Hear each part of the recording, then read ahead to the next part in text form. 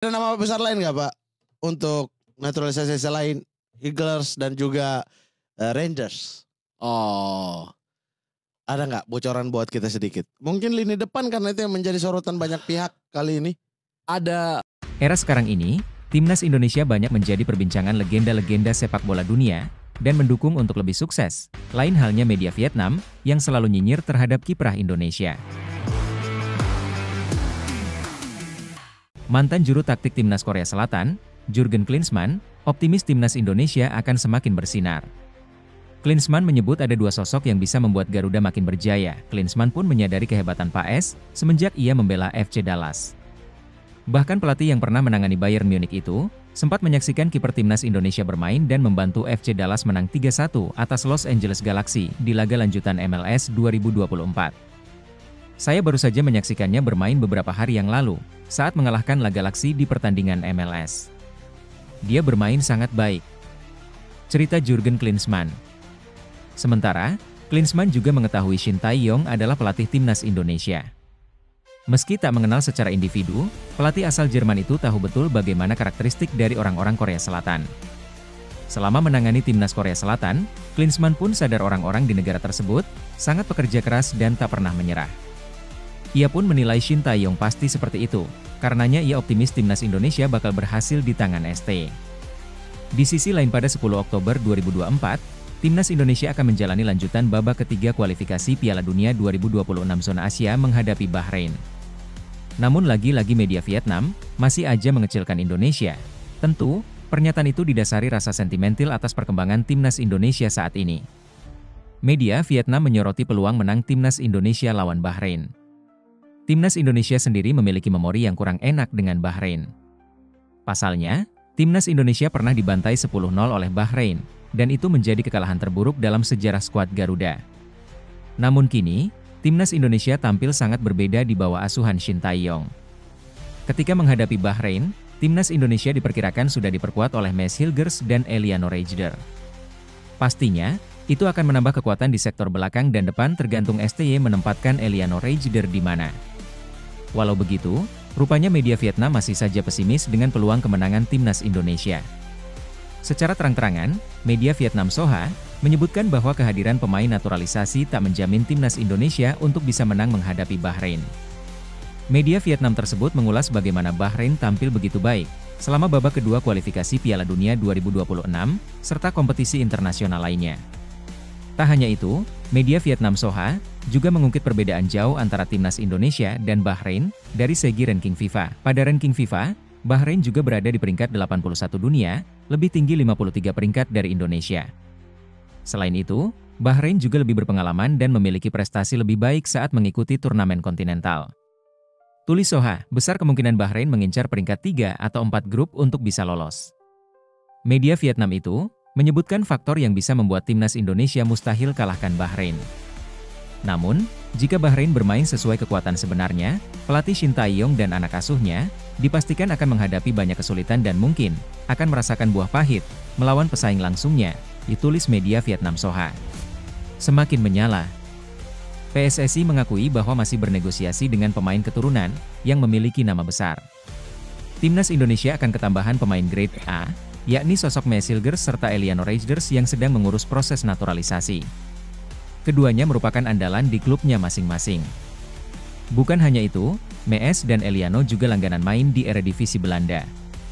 Setelah mendapatkan jasa dua pemain keturunan tersebut, PSSI masih belum akan berhenti menambah kekuatan untuk skuad Garuda. Exco PSSI, Arya Sinulinga membocorkan bahwa akan ada nama besar yang didatangkan. Pihak federasi kini bahkan telah melakukan negosiasi, ada beberapa nama, tapi ada yang sudah sepertinya akan kita urus. Tapi soal siapa? Tapi yang nama besar masih negosiasi. Ada juga yang nggak begitu dapat negosiasinya, kitanya ya udahlah. Ucap Arya dalam Siniar Sport 77. Adapun nama pemain yang dimaksud, Arya memang tidak mengungkapkan. Namun, memang ada pemain keturunan yang memiliki nama besar di Eropa. Misalnya Jairo Riedewald yang pernah bermain untuk Ajax, Crystal Palace, dan kini berkarier di Royal Antwerp. Ia juga telah mengantongi cap senior di Belanda. Kemudian Kevin Dix yang bermain di FC Copenhagen. Bek kanan ini telah mencicipi kompetisi sekaliber Liga Champions. Lalu ada Pascal Struijk yang juga punya darah Indonesia. Ia adalah pemain Leeds United yang punya pengalaman di sepak bola benua biru. Patut dinantikan siapakah pemain keturunan yang memiliki nama besar tersebut, dan kini sedang bernegosiasi dengan PSSI untuk membela timnas Indonesia. Performa timnas Indonesia di pentas internasional sangat dipengaruhi oleh penampilan para pemainnya di level klub. Banyak pemain tim Garuda yang mendapatkan peluang besar untuk bermain di klub-klub luar negeri. Hal ini juga terlihat dalam kompetisi BRI Liga 1 2024-2025. Di mana 3 striker timnas Indonesia berhasil memberikan kontribusi signifikan untuk tim mereka masing-masing. Dimas Derajat di Persib Bandung, Ramadan Sananta di Persis Solo, dan Hoki Caraka di PSS Sleman baru saja mencetak gol untuk klub mereka di BRI Liga 1. Namun, mereka bukan satu-satunya yang menunjukkan performa gemilang di klub. Beberapa pemain timnas Indonesia yang bermain di luar negeri juga menunjukkan perkembangan yang sangat positif. Berikut adalah 5 pemain diaspora timnas Indonesia yang tampil menonjol bersama klub mereka.